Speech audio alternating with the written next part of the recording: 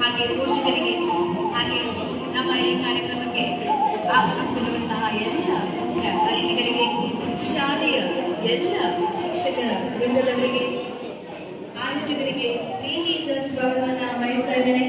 ನಾನು ನಿಮ್ಮೆಲ್ಲರ ಪ್ರೀತಿಯ ಹೆಮ್ಮೆಯ ಶ್ರೀಮತಿ ಶುಭ ಪಲ್ಲವಿ ನಿಮ್ಮ ಮುಂದೆ ಈ ಒಂದು ಕಾರ್ಯಕ್ರಮವನ್ನ ನಿರೂಪಿಸೋದಕ್ಕೆ ನಿಮ್ಮೆಲ್ಲರ ಚಪ್ಪಾಳೆಯ ಕಾರ್ಯಕ್ರಮವನ್ನು ಶುರು ಮಾಡೋಣ. ಮಕ್ಕಳೆಲ್ಲ ತಿಂಡಿ ಮಾಡಿದ್ದೀರಾ? ಚಪ್ಪಾಳೆಯ ಜೋರಾಗಿ ವೇದಿಕೆಯ ಮೇಲೆ ಬರಮಾಡಿಕೊಳ್ಳೋಣ. ಹಾಗೆ ಈ ಒಂದು ಕಾರ್ಯಕ್ರಮದ ಉದ್ಘಾಟನೆಯನ್ನ ವಹಿಸಿರುವಂತಹ ಅಲಯನ್ಸ್ ಸಂಸ್ಥೆಯ ಇಂಟರ್ನ್ಯಾಷನಲ್ ಡೈರೆಕ್ಟರ್ ಹಾಗೆ ಸುಗಮ ಸಂಗೀತ ಪರಿಷತ್ನ ಅಧ್ಯಕ್ಷರಾದಂತಹ ಡಾಕ್ಟರ್ ನಾಗರಾಜ್ ವಿ ಬೈರಿ ಸರ್ ಅವರು ದಯವಿಟ್ಟು ವೇದಿಕೆ ಮೇಲೆ ಬರಬೇಕು. ಒಂದು ಜೋರಾದ ಚಪ್ಪಾಳೆಯ ಮೂಲಕ ಹಾಗೆ ಫೈನ್ ಆರ್ಟ್ ಕಾಲೇಜ್ನ ಪ್ರೊಫೆಸರ್ ಆದಂತಹ ಶ್ರೀ ಚಿಕ್ಕಣ್ಣ ಅವರು ಬಂದಿದ್ದಾರೆ. ಅವರನ್ನು ಕೂಡ ಪ್ರೀತಿಯಿಂದ ಸ್ವಾಗತವನ್ನ ಬಯಸೋಣ. ಹಾಗೆ ಪಿಜಿಟಿಎಂ ಶಾಲೆಯ ಪ್ರಿನ್ಸಿಪಲ್ ಆದಂತಹ ಶ್ರೀ ಪಾಂಡುರಂಗ ಅಂಬೇಚಾರ್ ಸರ್ ಅವರು ಬಂದಿದ್ದಾರೆ. ಅವರಿಗೂ ಕೂಡ ಪ್ರೀತಿಯಿಂದ ಸ್ವಾಗತವನ್ನ ಬಯಸೋಣ. ಡಿಸ್ಟ್ರಿಕ್ಟ್ ಗವರ್ನರ್ ಅಲಯನ್ಸ್ ಸಂಸ್ಥೆಯ ಮಹಾಬಲೇಶ್ವರ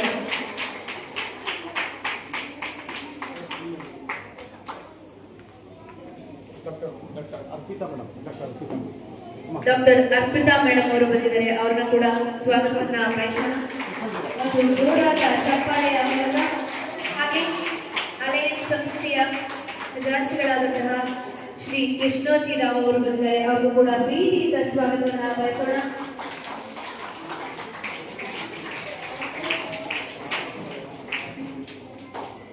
ನಾರಾಯಣ ಹೃದಯಾಲಯದ ಡೆಪ್ಯೂಟಿ ಮ್ಯಾನೇಜರ್ ಆದಂತಹ ಪ್ರದೀಪ್ ಅವರು ಬಂದಿದ್ದಾರೆ. ಅವರು ಕೂಡ ಪ್ರೀತಿಯಿಂದ ಸ್ವಾಗತವನ್ನ ಬಯಸೋಣ.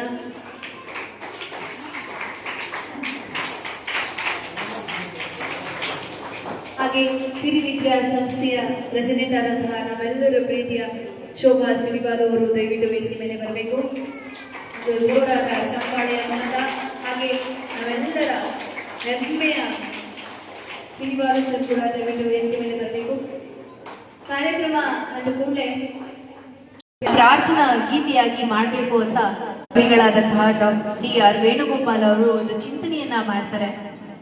ಕೃತಿಕಾರನ ರಾಣಿ ವಾಣಿ ಮಹಾರಾಣಿ ಅನ್ನುವಂತಹ ಒಂದು ಗೀತೆಯನ್ನ ರಚಿಸ್ತಾರೆ. ಈ ಒಂದು ಗೀತೆಗೆ ರಾಗ ಸಂಯೋಜನೆಯನ್ನ ನಮ್ಮ ಮೈಸೂರಿನ ಹೆಮ್ಮೆಯ ಗಾಯಕರಾದಂತಹ ಸುಜಾತ ಜಯಕುಮಾರ್ ಅವರು ರಾಗ ಸಂಯೋಜನೆಯನ್ನ ಮಾಡ್ತಾರೆ. ಆ ಒಂದು ಗೀತೆಯನ್ನ ಮೊದಲೇ ಬಾರಿಗೆ ನಮ್ಮ ಈ ಸಿರಿ ವಿದ್ಯಾಲಯದ ವೇದಿಕೆ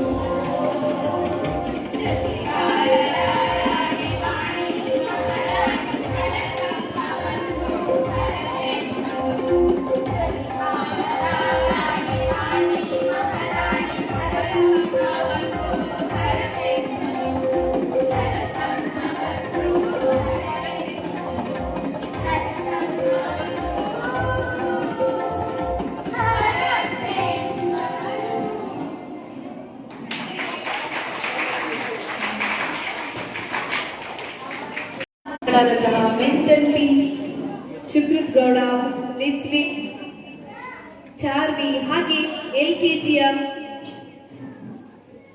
ಬ್ಲಿವಿಷ್ಕ, ಭವಿಷ್ಕ, ಪಾವನಿ, ಯಶಿತಾ, ತೇಜಸ್, ಆದ್ಯ, ಅನ್ವಿತಾ, ವಿಹಾನ್, ಹಾಗೆ UKG ಮಕ್ಕಳಾದಂತಹ ವಿಷ್ಣು, ಪೂರ್ಣಿಕಾ, ರಶ್ಮಿಕಾ, ಸಶ್ವಂತ್, ಕುಶಲ್, ಋತ್ವಿಕ್. ಎಲ್ಲ ಪ್ರೀತಿಯ ಮಕ್ಕಳು ಇಂಗ್ಲಿಷ್ನಲ್ಲಿ ನಿಮ್ಮೆಲ್ಲರನ್ನ ಪ್ರೀತಿಯಿಂದ ಸ್ವಾಗತವನ್ನ ಮಾಡ್ತಾರೆ. ಒಂದು ಜೋರಾದ ಚಪ್ಪಾಳೆಯನ್ನು ಕೊಡೋಣ.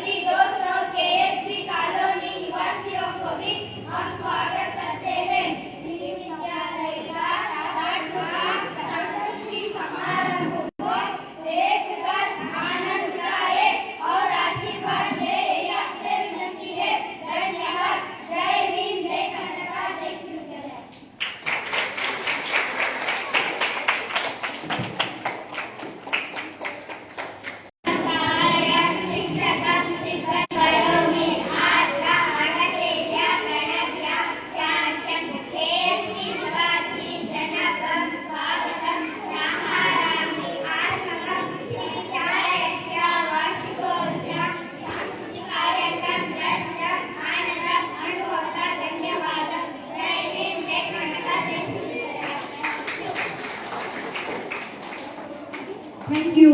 ಎಲ್ಲರನ್ನ ಪ್ರೀತಿಯಿಂದ ಎಲ್ಲ ಭಾಷೆಗಳಲ್ಲೂ ಕೂಡ ಮಕ್ಕಳು ಸ್ವಾಗತವನ್ನ ನೀಡಿದ್ದಾರೆ. ಈ ದಿನ ಜ್ಞಾನ ವಿತರಣಾ ಕಾರ್ಯಕ್ರಮ ಎಲ್ಲ ಮಕ್ಕಳಿಗೂ ಕೂಡ ತುಂಬ ಹೃದಯದಿಂದ ಧನ್ಯವಾದಗಳನ್ನ ಅರ್ಪಿಸೋಣ. ಸ್ನೇಹಿತರೆ, ನೀವೆಲ್ಲರಿಗೂ ಗೊತ್ತಾಗೋ ಹಾಗೆ ಒಂದು ಶಾಲೆ ಅಂತ ಹೇಳಿದ್ರೆ ಮಕ್ಕಳಿಗೆ ಅದೇ ಒಂದು ಸ್ಫೂರ್ತಿಯ ಚಿಲುಮೆ, ಶಿಕ್ಷಣದಲ್ಲಿ ನಾವು ಬೆಳೆದು ದೊಡ್ಡವರಾದ್ಮೇಲೆ ಆ ಶಿಕ್ಷಣದ ಹೇಗೆ ಅವತ್ತು ಪ್ರತಿಬಿಂಬ ನಮ್ಮಲ್ಲಿ ಹೇಗಿತ್ತು, ನಮ್ಮ ಶಾಲೆ ಹೇಗಿತ್ತು ಅಂತ ನಮ್ಮನ್ನು ಕೇಳಿದ್ರೆ ಇವತ್ತು ಕೂಡ ನಮ್ಮ ಎಕ್ಸ್ಪೀರಿಯನ್ಸ್ ನಾವೆಲ್ಲರೂ ಕೂಡ ಶೇರ್ ಮಾಡ್ಕೊಳ್ತೀವಿ.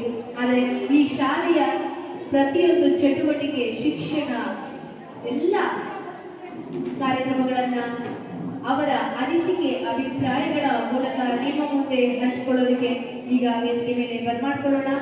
ಸಿರಿ ವಿದ್ಯಾಲಯ ಸಂಸ್ಥೆಯ 6ನೇ ತರಗತಿಯ ಶಿವಾನಿ ತುಳಸಿ ವೇದಶ್ರೀ ದೈವಿಕ್ ಜ್ಯೇಷ್ಠ ಅವರ ಅನಿಸಿಕೆ ಅಭಿಪ್ರಾಯಗಳನ್ನ ನಮ್ಮ ಮುಂದೆ ಹಂಚಿಕೊಳ್ತಾ ಇದ್ದಾರೆ.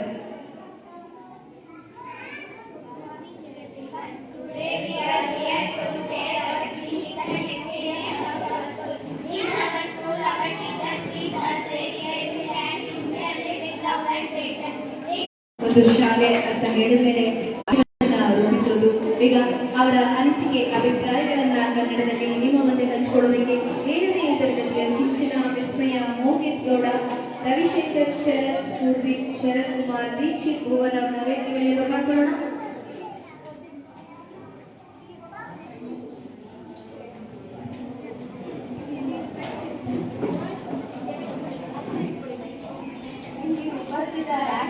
ಪ್ರತಿಯೊಬ್ಬರಿಗೂ ನಮ್ಮ ನಮಸ್ಕಾರಗಳು. ಎಂತ ಅಂದ ಐತೆ, ಎಂತ ಚಂದ ಐತೆ ನಮ್ಮ ಸಿರಿ ವಿದ್ಯಾಲಯ ಶಾಲೆ. ಹೌದು, ನಾವು ನಮ್ಮ ವಿದ್ಯಾಲಯ ವರ್ಷಗಳ ಹಿಂದೆ ಸಕಲ ಕಲಾ ನಮ್ಮ ಸಿರಿ ವಿದ್ಯಾಲಯ ಶಾಲೆಯು ಪುಟ್ಟದಾಗಿ ಪ್ರಾರಂಭಿಸಲ್ಪಟ್ಟಿತು. ವಿದ್ಯಾಭ್ಯಾಸದ ತರಬೇತಿ ಮುಂತಾದ ಸೌಲಭ್ಯಗಳನ್ನು ಕಲ್ಪಿಸಿಕೊಟ್ಟಿದ್ದಾರೆ. ವಿದ್ಯಾಭ್ಯಾಸದ ಜೊತೆಯಲ್ಲಿ ಮಕ್ಕಳಿಗೆ ಬೇಕಾದ ಶಿಕ್ಷಣೇತರ ಚಟುವಟಿಕೆಗಳಾದ ಯೋಗ, ಧ್ಯಾನ, ಸಂಗೀತ, ನೃತ್ಯ, ಯೋಗ, ಇಂಗ್ಲಿಷ್ ತರಗತಿ, ಕರಾಟೆ ಮುಂತಾದ ಸೌಲಭ್ಯಗಳನ್ನು ಒದಗಿಸಿದ್ದಾರೆ. ಇದಲ್ಲದೆ ಮಕ್ಕಳಿಗೆ ಪ್ರಾಯೋಗಿಕ ಶಿಕ್ಷಣ ವ್ಯವಸ್ಥೆಯನ್ನು ಕಲ್ಪಿಸಿ smart board, puzzle game, scientific lab, reading PAN ಮುಂತಾದವುಗಳ ಮೂಲಕ ಉತ್ತಮ ಗುಣಮಟ್ಟದ ಶಿಕ್ಷಣವನ್ನು ನೀಡುತ್ತಿದ್ದಾರೆ. ಇದಲ್ಲದೆ ನಮ್ಮ ಶಾಲೆಯಲ್ಲಿ ಮಕ್ಕಳಿಗೆ ಸುರಕ್ಷತೆ ದೃಷ್ಟಿಯಿಂದ ಸಿಸಿ ಕ್ಯಾಮೆರಾ ಮತ್ತು ಅಗ್ನಿಶಾಮಕ ಉಪಕರಣದ ಸೌಲಭ್ಯವನ್ನು ಒದಗಿಸಿಕೊಟ್ಟಿದ್ದಾರೆ.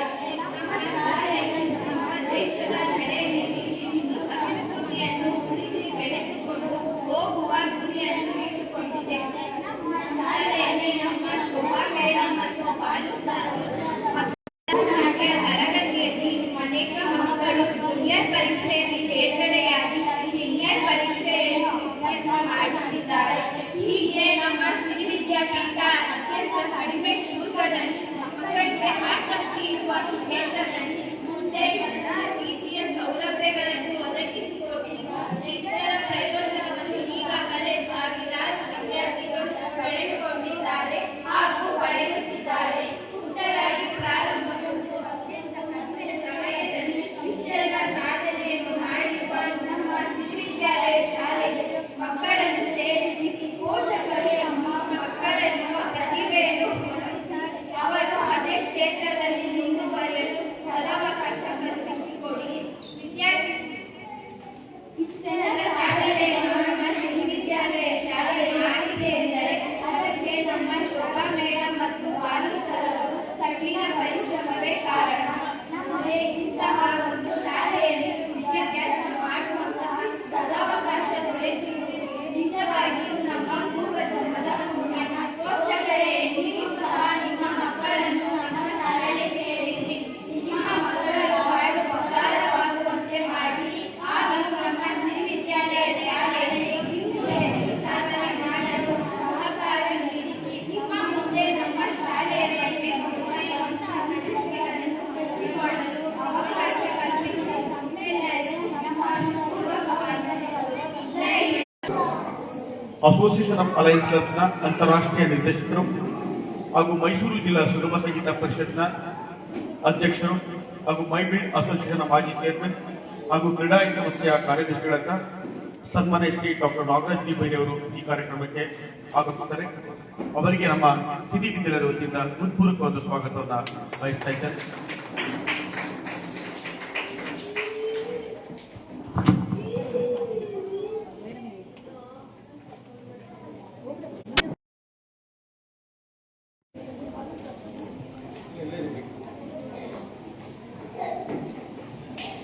ಇವೆಲ್ಲರೂ ಚಪ್ಪಾಳೆಯೊಂದಿಗೆ ನಮ್ಮ ವಿದ್ಯಾಲಯವನ್ನು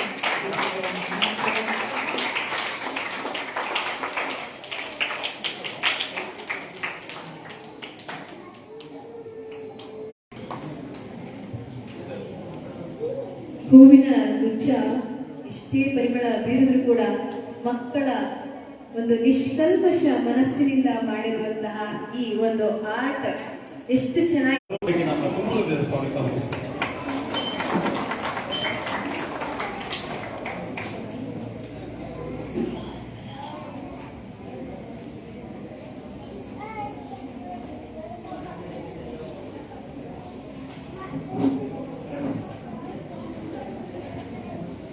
ಜೋರಾದ ಚಪ್ಪಾಳೆಯನ್ನ ನೀಡಬೇಕು ನಮ್ಮ ಮುಖ್ಯ ಅತಿಥಿಗಳಿಗೆ.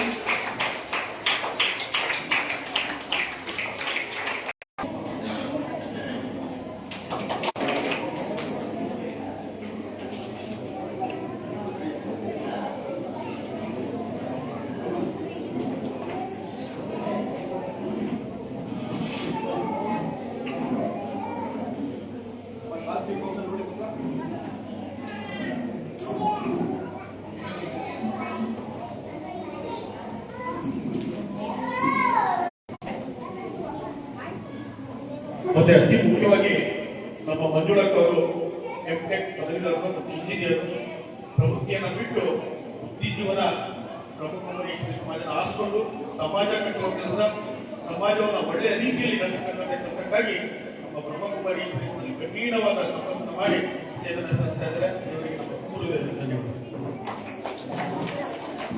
ಹಾಗೆ ನಮ್ಮ ಈ ಕಾರ್ಯಕ್ರಮಕ್ಕೆ ಮತ್ತೋರ್ವ ನಮ್ಮ ಅಲಯನ್ಸ್ ಕ್ಲಬ್ನ ಮತ್ತೋರ್ವ ನಾಯಕರಂತ ಕೃಷ್ಣಜಿ ಅವರು ಆಗಮಿಸಿದ್ದಾರೆ. ಇವರು ಸಂಪುಟ ಖಜಾಂಚಿಯವರು. ಇವರಿಗೂ ಸಹ ನಮ್ಮ ವಿಜಯವಿದ್ಯಾಲಯದ ಧನ್ಯವಾದ. ಹಾಗೂ ಈ ಕಾರ್ಯಕ್ರಮಕ್ಕೆ ನಮ್ಮ ಪ್ರಾಂತೀಯ ಸಮ್ಮೇಳನದ ಅಧ್ಯಕ್ಷರಾದ ರಾಜು ಅವರು ಆಗಮಿಸಿದ್ದಾರೆ. ಇವರಿಗೂ ಸಹ ತುಂಬುವುದ ಸ್ವಾಗತ ವೇದಿಕೆ ಕೊಡಬೇಕು ಅಂತ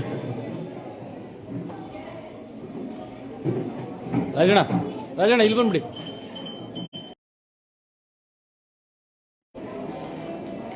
ಶೋಭಮ್ಮ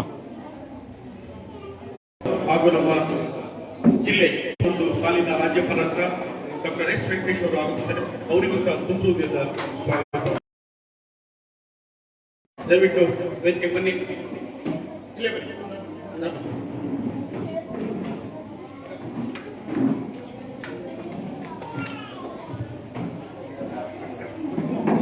ವೆಂಕಟೇಶ್ ಅವರಿಗೆ ನಮ್ಮ ಅಂತಾರಾಷ್ಟ್ರೀಯ ನಿರ್ದೇಶಕರಾದ ಡಾಕ್ಟರ್ ಅವರಿಂದ ನ್ಯೂಟ್ರಿಷನ್ ಅಂಡ್ ಡೈಟೇಷನ್ NH ಹಾಸ್ಪಿಟಲ್ ಮೈಸೂರು, ಇವರಿಗೂ ಸಹ ನಮ್ಮ ಸಿರಿ ವಿದ್ಯಾಲಯದಿಂದ ತುಂಬುವುದರಿಂದ ಸ್ವಾಗತವನ್ನು ಬಯಸುತ್ತೇವೆ.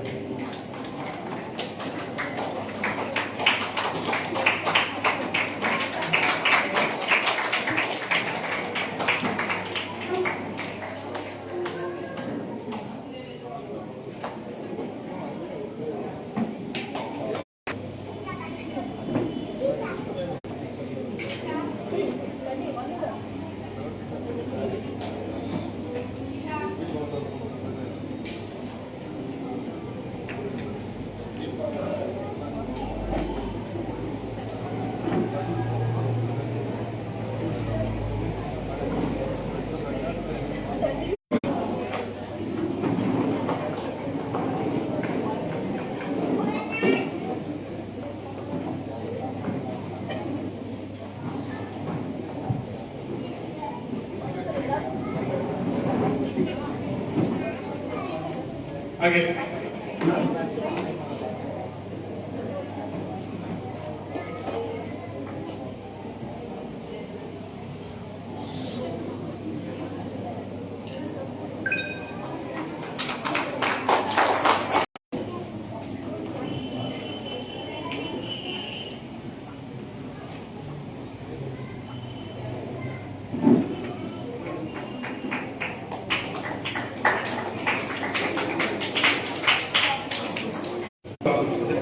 ಅವರಿಗೂ ಸಹ ನಮ್ಮ ಸಿರಿ ವಿದ್ಯಾಲಯದಿಂದ ತುಂಬುವುದರಿಂದ ಸ್ವಾಗತವನ್ನು ಬಯಸುತ್ತೇನೆ.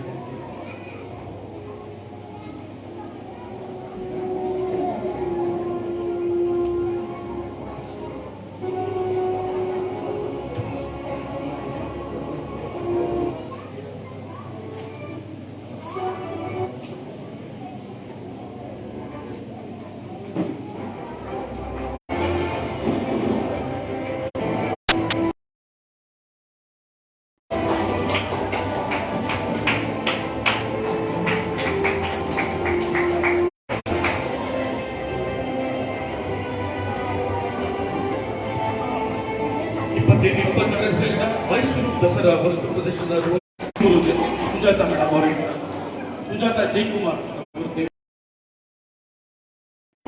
ಸಿರಿ ವಿದ್ಯಾಲಯದ ವತಿಯಿಂದ ತುಮಕೂರು ಜಿಲ್ಲೆಯ ಈ ಒಂದು ಕಾರ್ಯಕ್ರಮ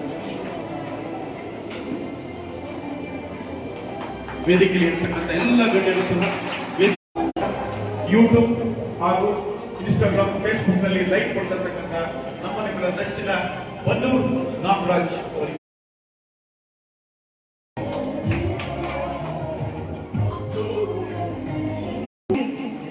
ನಾನು ಈ ಅವಕಾಶವನ್ನ ನೀಡಿದ್ದಕ್ಕಾಗಿ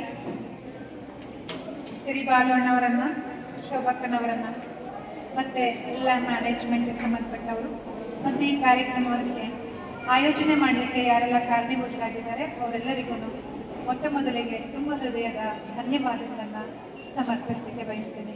ಥ್ಯಾಂಕ್ ಯು ಸೋ ಮಚ್. ನನಗೆ ಇಷ್ಟೊಂದು ಸುಂದರವಾದಂಥ ಅತ್ಯಂತ ಲವಲವಿಕೆಯಿಂದ ಇರುವಂತಹ ಕಾರ್ಯಕ್ರಮ ಮತ್ತು ನಮ್ಮ ಬಾಲ್ಯದ ದಿನಗಳನ್ನು ನೆನಪಿಸುವಂತಹ ಸುಂದರ ಖುಷಿಯನ್ನ ಒಂದು ಹಳೆಯ ನೆನಪುಗಳನ್ನ ಮೆಲುಕು ಹಾಕ್ಲಿಕ್ಕೆ ಅವಕಾಶ ನೀಡ್ತಿರುವಂತ ಈ ಕಾರ್ಯಕ್ರಮವನ್ನು ಬಿಟ್ಟು ಹೋಗ್ಲಿಕ್ಕೆ ಇಷ್ಟ ಇಲ್ಲ.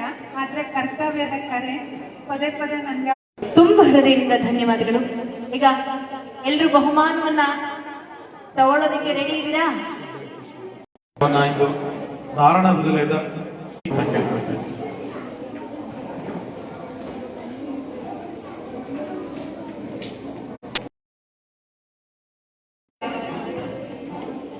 ಜೋರಾಗಿ ಹೇಳ್ಬೇಕು, ಇಲ್ಲಾಂದ್ರೆ ಮಾತಾಡಕ್ಕಾಗಲ್ಲ.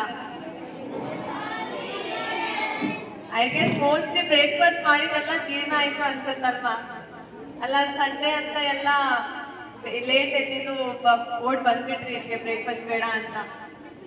ಹೌದಾ? ಇಲ್ಲ, ಮಾಡಿದ್ದೀರಾ. ಓಕೆ. ನಾನು ನಾರಾಯಣ ಹೆಲ್ತ್ ಇಂದ ಅಲ್ಲಿ ಕೆಲಸ ಮಾಡ್ತಿರುವಂತ ಡಯಟಿಷಿಯನ್ ಅಂದ್ರೆ ಯಾರು ಅಂತ ನಿಮ್ಗೆ ಗೊತ್ತಿದ್ಯಾ? ಡಯಟಿಷಿಯನ್ ಅನ್ನಂತವ್ರು ಯಾರು ಅಂತ ಗೊತ್ತಿದ್ಯಾ? ನೋ. ಓಕೆ. ಸೊ ಯೂಶುವಲಿ ನಾನೇನ್ ಹೇಳ್ಕೊಡೋದು ಅಂದ್ರೆ ಊಟ ತಿಂಡಿಯಲ್ಲಿ ಏನ್ ತಗೋಬೇಕು, ಏನ್ ಅವಾಯ್ಡ್ ಮಾಡ್ಬೇಕು ಅನ್ನುವಂಥದ್ದು. ಇಂಪಾರ್ಟೆಂಟ್ ಊಟ ತಿಂಡಿ? Is it important to have food? Answer ಮಾಡ್ಬೇಕು. ಹೌದಲ್ವಾ? ಇಂಪಾರ್ಟೆಂಟ್ ಅಲ್ವಾ? ಏನಾಗುತ್ತೆ ತಿಂಡಿ ಮಾಡಿಲ್ಲ, ಊಟ ಮಾಡಿಲ್ಲ ಅಂದ್ರೆ? ಸುಸ್ತಾಗುತ್ತಾ? ಆಮೇಲೆ ಬದುಕಕ್ಕಾಗುತ್ತ ಊಟ ಇದೆ? ನೋ. ವೆರಿ ಇಂಪಾರ್ಟೆಂಟ್ ಅಲ್ವಾ? Very important to survive. But ಇವಾಗ ನಾವೇನ್ ತಿಂತಾ ಇದೀವಿ ಲಿಟರಲಿ ಮೆಷರ್ ಮಾಡಿ ತಿನ್ಬೇಕು ಅಂತ ಸ್ಥಿತಿ ಬಂದಿದೆ. ಹೌದಾ? ಪೇರೆಂಟ್ಸ್ ಹೇಳ್ಬೇಕು, ಹೌದಾ? ಏನೇ ತಿಂದ್ರು ಏನ್ ತಿಂತಾ ಇದೀವಿ, ಎಷ್ಟ್ ತಿಂತಾ ಇದೀವಿ, ತಿಂದ್ರೆ ಕಾಯಿಲೆ ಬರುತ್ತಾ ಅಲ್ವಾ, ಹಾಸ್ಪಿಟಲ್ ಹೋಗ್ಬೇಕಾಗುತ್ತಾ ಅಂತೆಲ್ಲ ತುಂಬಾ ಯೋಚನೆ ಮಾಡ್ತೀವಿ ಇದೆಲ್ಲ ಅಲ್ವಾ. ಏನಕ್ಕೆ ಈ ತರ ಆಯ್ತು? ಮುಂಚೆಲ್ಲ ಅಷ್ಟು ಏನೋ ಇಂಪಾರ್ಟೆನ್ಸ್ ಕೊಡ್ತಾ ಇರ್ಲಿಲ್ಲ. ನಾವು ಟೈಮಿಗೆ ಏನ್ ಸಿಕ್ತು ತಿನ್ಕೊಂಡು ಕೆಲಸ ಮಾಡ್ಕೊಂಡು ಇರ್ತಾ ಇದ್ವಿ. ಆದ್ರೆ ಇವಾಗ ತಿನ್ನೋದು ಏನ್ ತಿಂತಾ ಇದೀವಿ, ಎಷ್ಟ್ ತಿಂತಾ ಇದೀವಿ, ಯಾವಾಗ ತಿಂತಾ ಇದೀವಿ, ತಿನ್ಬೇಕಾ ಬೇಡವಾ ಅನ್ನೋದು ತುಂಬಾ ಕನ್ಫ್ಯೂಷನ್ ಇರುತ್ತೆ. ಅದು ಇಂಟರ್ನೆಟ್ ಬಂದ್ಮೇಲೆ ಅಂತೂ ಒಬ್ಬೊಬ್ರು ಒಂದೊಂದ್ ತರ ಹೇಳ್ತಾರೆ, ಇದ್ ತಿನ್ಬೇಡಿ ಅದ್ ತಿನ್ಬೇಡಿ. ಹೆಂಡತಿಗೆ ಕೇಳೋದು ಗಾಳಿ ತಗೊಳದ. ಯಾಕಂದ್ರೆ ಯಾರಾದ್ರೂ ಒಬ್ರು ಏನಾದ್ರೂ ಒಂದು ತಿನ್ಬೇಡಿ ಅಂತಾನೆ ಹೇಳ್ತಾರೆ. ಅದೇ ತಿನ್ನಿ ಅನ್ನೋದು ತುಂಬಾ ಕನ್ಫ್ಯೂಷನ್ ಈಗ ಅಲ್ವಾ? ಕರೆಕ್ಟ್. ಎಷ್ಟು ಜನರಿಗೆ ಆಲ್ರೆಡಿ ಡಯಾಬಿಟಿಕ್ ಇದ್ದೀರಾ? ಶುಗರ್ ಕಾಯಿಲೆ ಯಾರಿಗಾದ್ರೂ ಇದೆಯಾ ಇಲ್ಲಿ? ಪೇರೆಂಟ್ಸ್ ಇದೆ. ಹೈಪರ್ ಟೆನ್ಷನ್, ಬಿಪಿ ಇಲ್ವಾ? ಯಾರು ಹೇಳ್ತಾರಿಲ್ಲ ಇದೆ. ಸೊ ಆಲ್ಮೋಸ್ಟ್ ಎಲ್ಡರ್ ಜನರೇಷನ್ಗೆ ಈ ಕಾಯಿಲೆ ತುಂಬಾ ಕಾಮನ್ ಆಗ್ಬಿಟ್ಟಿದೆ. ಬಟ್ ನಿಮ್ಗೆ ಅನ್ಸುತ್ತೆ ಕಾಮನ್ ಆಗಿ ಬರುವಂತ ಕಾಯಿಲೆಗಳು ಅಂತ? ಇಲ್ಲ, ನಮ್ಮ ಇಂಡಿಯಾದಲ್ಲಿ ಕಾಮನ್ ಆಗ್ಬಿಟ್ಟಿದೆ. ಇದು ಆಕ್ಚುಲಿ ಅಷ್ಟು ಕಾಮನ್ ಆಗಿ ಬರಬಾರ್ದು. ಬಿಕಾಸ್ ನಾವು ಡಯಾಬಿಟಿಕ್ ಮತ್ತೆ ಹೈಪರ್ ಟೆನ್ಷನ್ ಎಷ್ಟು ಕಾಮನ್ ಆಗಿ ತಗೊಂಡ್ಬಿಟ್ಟಿದೀವಿ ಅಂದ್ರೆ ವಿ ಡೋಂಟ್ ಕೇರ್. ಆಯ್ತು, ಎಲ್ಲರಿಗೂ ನಮಗೂ ಇದೆ ಅಲ್ವಾ, ಟ್ಯಾಬ್ಲೆಟ್ ಕೊಡ್ತಾರೆ ಡಾಕ್ಟರ್, ತಗೊಂಡು ಬದುಕೋದು ಅಂತ. ಬಟ್ ನಾವು ರಿಯಲೈಸ್ ಏನ್ ಮಾಡ್ತಾ ಇಲ್ಲ ಅಂದ್ರೆ ಈ ಚಿಕ್ಕ ಕಾಯಿಲೆ ಏನ್ ಅನ್ಸ್ತಾ ಇದೆ ನಮ್ಗೆ, ಇದು ಮುಂದೆ ಹೋದಾಗ ಇದು ದೊಡ್ಡ ಕಾಯಿಲೆಯಾಗಿ ಬರುತ್ತೆ. ಅಂದ್ರೆ ಜಸ್ಟ್ ಡಯಾಬಿಟಿಕ್ ಬಂದಿಲ್ಲ, ಜಸ್ಟ್ ಹೈಪರ್ ಟೆನ್ಷನ್ ಸ್ಟಾರ್ಟ್ ಆಗುತ್ತೆ. ಸ್ವಲ್ಪ ಟೈಮ್ ಹೋದ್ಮೇಲೆ ಶುಗರು ಕಾಣಿಸ್ಕೊಡುತ್ತೆ, ಸ್ವಲ್ಪ ಟೈಮ್ ಹೋದ್ಮೇಲೆ ಹಾರ್ಟ್ ಪ್ರಾಬ್ಲಮ್ಸ್ ಕಾಣಿಸ್ಕೊಡುತ್ತೆ, ಸ್ವಲ್ಪ ಟೈಮ್ ಹೋದ್ಮೇಲೆ ಕಿಡ್ನಿ ಪ್ರಾಬ್ಲಮ್ ಬಂದ್ರು ಬರ್ಬೋದು. ಸೊ ಅಷ್ಟು ನಾನ್ ಹೇಳೋದೇನಂದ್ರೆ ಅಷ್ಟು ಹೋಗಕ್ಕೆ ಬಿಡಬೇಡಿ. ಯಾಕಂದ್ರೆ ಶುಗರ್ ಇರೋರ್ಗೆನೆ ನಾವೇನು ರೆಸ್ಟ್ರಿಕ್ಷನ್ ಮಾಡ್ಬಿಟ್ಟಿರ್ತೀವಿ, ಅವ್ರು ಅನ್ಕೋತಾರೆ ಅಯ್ಯೋ ಇನ್ನೇನ್ ತಿನ್ನೋದು ಅಂತ. ದೇವರಾಣಿಗೂ ಕಿಡ್ನಿ ಪ್ರಾಬ್ಲಮ್ ಅಷ್ಟು ತಲುಪಿಟ್ರೆ ತಿನ್ನಕ್ಕೆ ಏನು ಸಿಗಲ್ಲ ನಿಮ್ಗೆ ಅಲ್ವಾ? ಆವಾಗ ಅವಾಯ್ಡ್ ಮಾಡೋದು ತುಂಬಾ ಕಷ್ಟ ಆಗ್ಬಿಡುತ್ತೆ. ಸೊ ನಾನು ನಿಂತ್ಕೊಂಡು ನಿಮ್ಗೆ ಏನೋ ಅವಾಯ್ಡ್ ಮಾಡಿ ಅಂತ ಹೇಳ್ತಾ ಇಲ್ಲ, ಬಟ್ ಆದಷ್ಟು ನೀವೇನ್ ತಿಂತೀರಾ ಅನ್ನೋದ್ಮೇಲೆ ಗಮನ ಇರ್ಬೇಕು ನಿಮ್ಗೆ. ಮತ್ತೆ ಊಟದ ಜೊತೆಲಿ ಇವಾಗ ಫಿಸಿಕಲ್ ಆಕ್ಟಿವಿಟಿ ತುಂಬಾ ಕಡಿಮೆ ಆಗ್ಬಿಟ್ಟಿದೆ, ಹೌದಲ್ವಾ? ವಾಕಿಂಗ್ ಎಲ್ಲ ಈಗ ಏನ್ ಮಾಡ್ಬೇಕು ಅಂತ ಮಾಡ್ತಾ ಇರುವಂತ ಫಿಸಿಕಲ್ ಆಕ್ಟಿವಿಟಿ ಆಗ್ತಿದೆ. ಅಂದ್ರೆ ಅದು ಇಂಪಾರ್ಟೆಂಟ್ ನಾವು ತಿಳ್ಕೊತಿಲ್ಲ. ಇನ್ನು ಐಡಿಯಸ್ ಪೇರೆಂಟ್ಸ್ ಎಲ್ಡರ್ ಜನರೇಷನ್ ಗೊತ್ತಿರುತ್ತೆ. ಎಲ್ಲರೂ ಒಂದು ಕ್ವೆಶನ್ ಕಾಮನ್ ಆಗಿ ಕೇಳ್ತಾರೆ ನಮ್ನ, ನಮ್ ತಾತ ಅಜ್ಜಿ ನಮ್ಮ ಅಪ್ಪ ಅಮ್ಮ ತಿಂತಾ ಇದ್ರು, ಈಗ ನಮಗ್ ಬೇಡ ಹೇಳ್ತಾ ಇದ್ದೀರಾ? ಸಿ, ಅವ್ರು ಮಾಡ್ತಿರೋಂತ ಕೆಲ್ಸ, ಅವ್ರು ಇದ್ದಿದಂತ ಎನ್ವೈರನ್ಮೆಂಟ್, ರೈಟ್? ಅವ್ರ ಟೈಮಲ್ಲಿ ಹೇಗೆ ಫುಡ್ ಡೆವಲಪ್ ಮಾಡ್ತಾ ಇದ್ರು, ಗಿಡಗಳು ಎಲ್ಲ, ಅದು ತುಂಬಾ ಡಿಫ್ರೆಂಟ್ ಇದೆ ಈಗ, ರೈಟ್? ಈಗ ತಿನ್ನೋದೆಲ್ಲ ಇಲ್ಲ. ಈಗ ನೀವು ನ್ಯೂಸ್ ಅಲ್ಲಿ ನೋಡ್ತಾ ಇರ್ತೀರ, ಮೊಟ್ಟೆ ಒಳ್ಳೇದಲ್ಲ ಅಂತ ಮಧ್ಯದಲ್ಲಿ ಒಂದ್ ಸ್ವಲ್ಪ ಬಂತು ಅಲ್ವಾ? ತುಂಬಾ ಇಂಟರ್ನೆಟ್ ಅಲ್ಲಿ ಇರೋನ್ ಗೊತ್ತು, ಏಕು ಒಳ್ಳೇದಲ್ಲ ಅಂತ ಹೇಳ್ಬಿಟ್ರು ಯಾರೋ, ರೈಟ್? ಅದ್ ಫುಲ್ ಇನ್ಫಾರ್ಮೇಶನ್ ಯಾರು ಓದಕ್ ಟ್ರೈನೇ ಮಾಡಿಲ್ಲ. ಮಧ್ಯದಲ್ಲಿ ಪ್ರೋಟೀನ್ ಒಳ್ಳೇದಲ್ಲ ಅಂತ ಬಂತು, ಅದು ಫುಲ್ ಇನ್ಫಾರ್ಮೇಶನ್ ಯಾರು ಓದಿಲ್ಲ.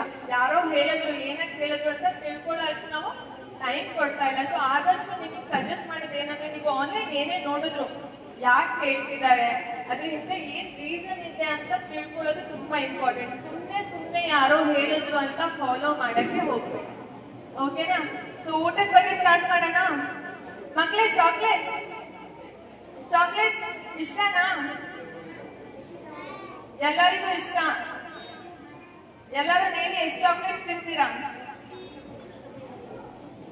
ಕಣ್ಣು ಎಲ್ಲಾರ್ಗೂ ದೊಡ್ಡದಾಗೋಯ್ತು. ಪೇರೆಂಟ್ಸ್, ಚಿಲ್ಡ್ರನ್ ಮಕ್ಕಳಿಗೆ ಚಾಕ್ಲೇಟ್ಸ್ ಕೊಡ್ಬೋದಾ? ಕೊಡ್ಬಾರ್ದಾ? ಮತ್ತೆ ಅವ್ರು ಕೇಳ್ತಾರೆ, ಕೊಡಲ್ಲ ನೀವು? ಕೊಡ್ತೀರಾ? ಕೊಡ್ಲೇಬೇಕು, ಇಲ್ಲಾಂದ್ರೆ ಬಿಡಲ್ಲ ಅಲ್ವಾ? ಸಿ, ಚಾಕ್ಲೇಟ್ಸ್ ಶುಗರ್ಸ್, ಹಾಗೆ ಸಿಂಪಲ್ ಶುಗರ್ಸ್. ಅವ್ರು ಚಾಕ್ಲೇಟ್ ಕೇಳ್ತಾರೆ, ನೀವು ಕೊಡಲ್ಲ ಅಂತ ಹೇಳ್ತಾ ಇದ್ದೀರಾ. ನೀವೆಷ್ಟು ಜನ ಸ್ವೀಟ್ ತಿನ್ನಲ್ಲ, ಟೀ ಕಾಫಿ ಸಕ್ಕರೆ ಹಾಕೊಳ್ಳಲ್ಲ? ನೀವು ಅವಾಯ್ಡ್ ಮಾಡ್ತಾ ಇದ್ದೀರಾ ಅವ್ರಿಗೆ ಹೇಳೋ ಮುಂಚೆ ಅಲ್ವಾ? ಸಿ, ಮಕ್ಕಳು ಏನ್ ಬೇಕಾದ್ರೂ ತಿನ್ಬಹುದು ಅನ್ನೋಂಥದ್ದು ಫಸ್ಟ್ ನೀವು ನಿಮ್ ತಲೆಯಿಂದ ತೆಗಿಬೇಕು, ಓಕೆನಾ? ನೀವು ಮಕ್ಕಳನ್ನ ಹೇಗೆ ಇವಾಗಲೇ ಪ್ರಾಕ್ಟೀಸ್ ಮಾಡಿಸ್ತೀರಾ, ಫ್ಯೂಚರ್ ಅಲ್ಲಿ ಅದು ಈಸಿ ಆಗುತ್ತೆ ನಿಮ್ಗೆ. ಈಗ ಒಬ್ಬೊಬ್ರು ಇರ್ತಾರೆ, ನಮ್ ಚಿಕ್ಕ ವಯಸ್ಸಿಂದ ಸ್ವೀಟ್ ತುಂಬಾ ಇಷ್ಟ ಮೇಡಮ್, ತಿಂತಾ ಇದ್ದು ಇವಾಗ ಬಿಡಕ್ ಆಗ್ತಾ ಇಲ್ಲ. ಸೊ ಆ ಚಿಕ್ಕ ವಯಸ್ಸಲ್ಲಿ ನೀವೇನ್ ಅಭ್ಯಾಸ ಆಗಿರುತ್ತೆ, ಒಬ್ಬರಿಗೆ ಚಿಕ್ಕ ವಯಸ್ಸಿಂದ ಹಾಲು ಕುಡಿಯಕ್ ಇಷ್ಟ ಇರಲ್ಲ, ದೊಡ್ಡರಾದ್ಮೇಲೆ ಎಷ್ಟೇ ಟ್ರೈ ಮಾಡಿದ್ರು ಹಾಲು ಕುಡಿಯಕ್ ಆಗಲ್ಲ, ರೈಟ್? ಆದಷ್ಟು ಮಕ್ಕಳಿಗೆ ಎಲ್ಲಾ ತರದ ಊಟ ತಿಂಡಿ ನೀವು ಅಭ್ಯಾಸ ಮಾಡಿಸ್ಬೇಕು. ಹಾಗೆ ಎಷ್ಟು ಕ್ವಾಂಟಿಟಿಯಲ್ಲಿ ಕೊಡ್ಬೇಕು ಅಂತ ನಿಮಗೆ ಗೊತ್ತಿರ್ಬೇಕು. ಸೊ ಆದಷ್ಟು 3 ಐಟಮ್ಸ್, ಒಂದು ಸಕ್ಕರೆ, ಇನ್ನೊಂದು ಉಪ್ಪಿನ ಅಂಶ, ಮೂರನೇದು ಎಣ್ಣೆ ಅಂಶ ಇರುವಂತದ್ದು. ಸೊ ಇದನ್ನ ಆದಷ್ಟು ನೀವು ಮಕ್ಕಳಿಗೂ ರೆಸ್ಟ್ರಿಕ್ಟ್ ಮಾಡ್ಬೇಕು, ನೀವು ಆದಷ್ಟು ಕಡಿಮೆ ತಗೋಬೇಕು, ಓಕೆನಾ? ಎಲ್ಲರೂ ಮಿಕ್ಸರ್ ತಿಂತಾ ಇದೀರಲ್ವಾ? ಸೊ ಆದಷ್ಟು ಆಯಿಲ್ ಫ್ರೈಡ್ ಐಟಮ್ಸ್, ಶುಗರ್ಸ್ ಮತ್ತೆ ಸಾಲ್ಟ್ ಐಟಮ್ಸ್. ಶುಗರ್ಸ್ ಅಂತ ಹೇಳಿದೆ, ಸಕ್ಕರೆ ಅಂತ. ಬೆಲ್ಲ ತಗೋಬಹುದಾ? ಬೆಲ್ಲ ಒಳ್ಳೇದಲ್ವಾ? ತುಂಬಾ ಜನರಿಗೆ ಶುಗರ್ ಇದ್ರೂ ಬೆಲ್ಲ ತಿನ್ಬಹುದು. ಸಕ್ಕರೆ ಬೆಲ್ಲ ಮಾಡಿರೋದು ಯಾವ್ದಿಂದ? ಶುಗರ್ ಕೇನ್ ಪ್ರಾಡಕ್ಟ್ ತಾನೆ ಎರಡೂನು. ಜಸ್ಟ್ ಸಕ್ಕರೆಯಲ್ಲಿ ಒಂದ್ ಸ್ವಲ್ಪ ಪ್ರಾಸೆಸಿಂಗ್ ಜಾಸ್ತಿ ಬಿಟ್ರೆ ನಿಮ್ಗೆ ಸಕ್ಕರೆ ಬೆಲ್ಲ ಏನೂ ಡಿಫ್ರೆನ್ಸ್ ಇಲ್ಲ. ಸೊ ಬೆಲ್ಲ ಸಕ್ಕರೆಗಿಂತ ಒಳ್ಳೇದು, ಬೆಲ್ಲ ಎಷ್ಟು ಬೇಕಾದ್ರೂ ತಗೋಬಹುದು ಅನ್ನೋದು ತಪ್ಪು. ಸೊ ದಿನಕ್ಕೆ ಸಕ್ಕರೆ ತಗೊಳ್ಳೋ ಅಂತದ್ದು ಎಷ್ಟು ಸ್ಪೂನ್ಸ್ ಗೊತ್ತಾ? ಒಂದ್ 3 ಸ್ಪೂನ್ ಅಷ್ಟು ತಗೋಬಹುದು, ಚಿಕ್ಕ ಸ್ಪೂನು. ಒಂದ್ 20 ಗ್ರಾಮ್, 15ರಿಂದ 20 ಗ್ರಾಮ್ ದಿನಕ್ಕೆ ಎಲ್ಲಾರು ತಗೋಬಹುದು, ಮಕ್ಕಳಿಗೆ ಸೇರಿಸಿ. ಅದಕ್ಕಿಂತ ಜಾಸ್ತಿ ಆದಷ್ಟು ಆನ್ ಎವ್ರಿ ಡೇ ಬೇಸಿಸ್ ಯಾರು ತಗೊಳಕ್ಕೆ ಹೋಗ್ಬಾರ್ದು, ಓಕೆನಾ?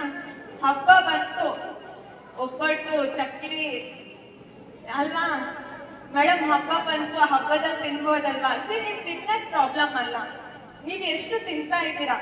ಯಾರೋ ಮನೇಲಿ ಮಾಡಿದ್ರು, ಇನ್ನೂ ಒಂದ್ ಕ್ಯಾಟಗರಿ ಬರುತ್ತೆ, ವೇಸ್ಟ್ ಆಗ್ಬಿಡುತ್ತೆ ಊಟ, ಅದಕ್ಕೆ ತಿಂದು ಮುಗಿಸ್ಬೇಕು ಅಲ್ವಾ? ಸೊ ಅದನ್ನು ತುಂಬಾ ಬ್ಯಾಡ್ ಹ್ಯಾಬಿಟ್. ಆದಷ್ಟು ಕ್ವಾಂಟಿಟಿ ಮೇಲೆ ನಿಮಗೆ ಗಮನ ಇರಬೇಕು. ಹಾಗಂತ ತರಕಾರಿ ವೇಸ್ಟ್ ಆಗುತ್ತೆ ಅಂತ ಎಷ್ಟು ಜನ ತರಕಾರಿ ತಿಂತಾ ಇದ್ದೀರಾ? ಇಲ್ಲ ಅಲ್ವಾ? ಪ್ರಾಬ್ಲಮ್ ಏನ್ ಗೊತ್ತಾ, ನಿಮ್ಗೆಲ್ಲರಿಗೂ ಗೊತ್ತಿದೆ, ಬಳಸ್ಕೊತಿಲ್ಲ. ಕಾಯಿಲೆ ಬರೋವರೆಗೂ ನಾವು ವೇಟ್ ಮಾಡ್ತಾ ಇದೀವಿ, ಯಾವಾಗ ಕಾಯಿಲೆ ಬರುತ್ತೆ ಆಮೇಲೆ ಸ್ಟಾರ್ಟ್ ಮಾಡೋಣ. ಈಗ ಹೆಲ್ದಿ ಆಗಿದ್ದೀವಿ, ಸೊ ಈಗ ಹೆಲ್ದಿ ಆಗಿದ್ದೀವಿ, ಆಮೇಲೆ ನೋಡ್ಕೊಳ್ಳೋಣ ಅನ್ನೋಂಥದ್ದು ನೀವು ಫಸ್ಟ್ ಬಿಡ್ಬೇಕು. ಈಗ ಹೆಲ್ದಿ ಆಗಿದ್ದೀರಾ, ಬಾಡಿನ ಹೆಲ್ದಿ ಆಗಿ ಇಟ್ಕೋಬೇಕು ಅನ್ನೋಂಥದ್ದು ಬರ್ಬೇಕು. ಓಕೆನಾ? ಸೊ ತರಕಾರಿಯಲ್ಲಿ ಯಾವ ತರಕಾರಿ ಕೆಟ್ಟದು ಅಂತ ಏನಾದ್ರೂ ಐಡಿಯಾ ಇದೆಯಾ? ಹೇಳಿದೀರಾ ಯಾವ್ದಾದ್ರು ತರಕಾರಿ ಕೆಟ್ಟದು ಅಂತ?